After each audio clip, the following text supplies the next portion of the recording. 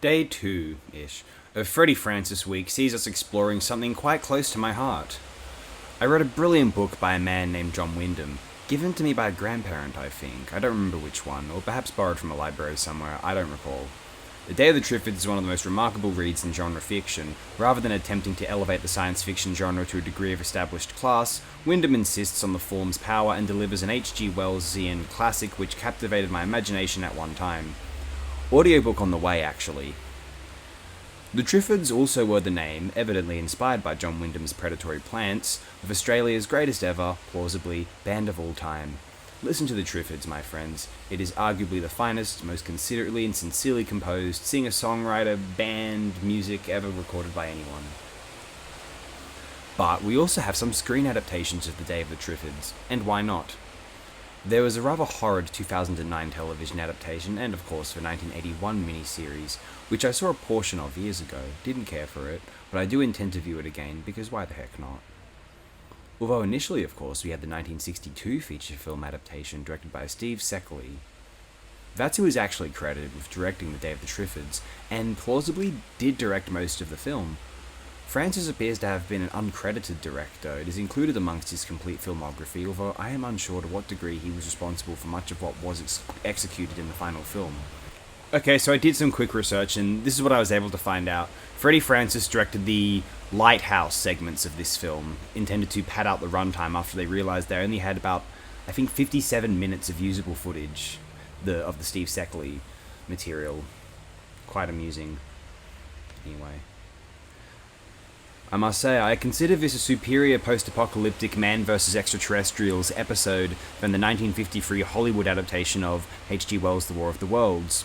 No offense to my good mate Byron Haskin, who directed it. I've always considered the 53 War of the Worlds to be disappointing and stiff, whereas the Triffids film from 62, whilst not a faithful or caring adaptation of Wyndham's work really, obviously as we may know the novel's Triffids are not of alien origin, it is a really fun, occasionally even harrowing piece of slightly refined genre pulp seriousness. Let me explain that. This film is a brilliant realization of the mass blindness scenario featured in The Day of the Triffids. Extraordinary. It is what is said to have inspired Alex Garland to initially write 28 Days Later. Amazing, right? Viewing a society go to hell, literally crumble into flames due to the chaos of this cursed mass blindness, suicides, car crashes, predatory madness, and utter desperation. Truly terrible.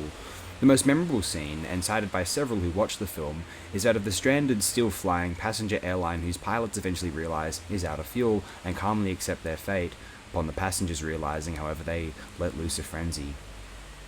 It is really shocking and audacious to depict the apocalyptic nightmarishness as it was originally imagined.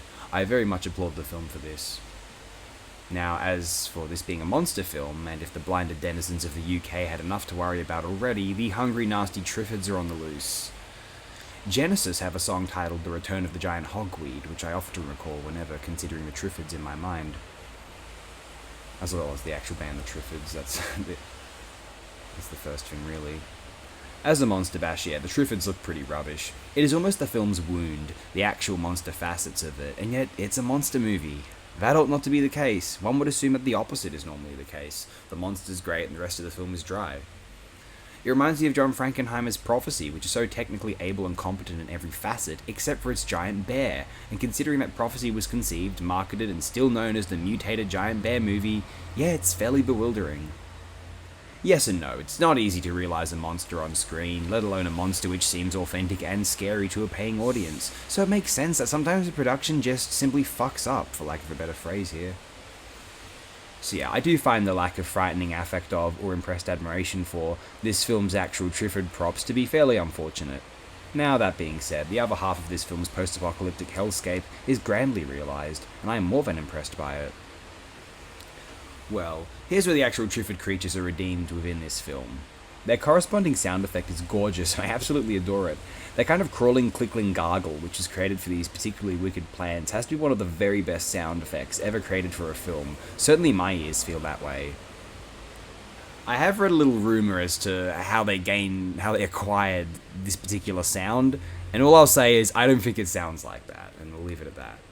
I don't. It doesn't sound quite like that. Maybe. Not sure. Hey, if you know what you're getting into, it is quite easy to get a kick out of 1962's The Day of the Triffids. I cannot convince lovers of Wyndham's novel, which I am one, to love this film as I have managed, although I would at least insist on stating my reasons for defending it, and would hope that any of the film's detractors who hear me out on this would hear me out on this just once. I will say, this film is one of the most in dire need of a Blu-ray restoration. This DVD copy I am watching looks almost like it was ripped from a television broadcast. I don't understand. Surely they didn't shoot it on such substandard film stock, or maybe they did. This picture deserves so much better, regardless of how one feels about it overall. I remembered actually that a friendly channel named Horror Gang have uploaded a video discussing this very film. I'll link that in the description. Give that one a view also. So anyway, that's me and the Triffids. Do have a terrific day, and stay attentive, for this week we'll be continuing looking into Freddie Francis directed features, if today's subject film even counts, right? But whatever, have your best possible day.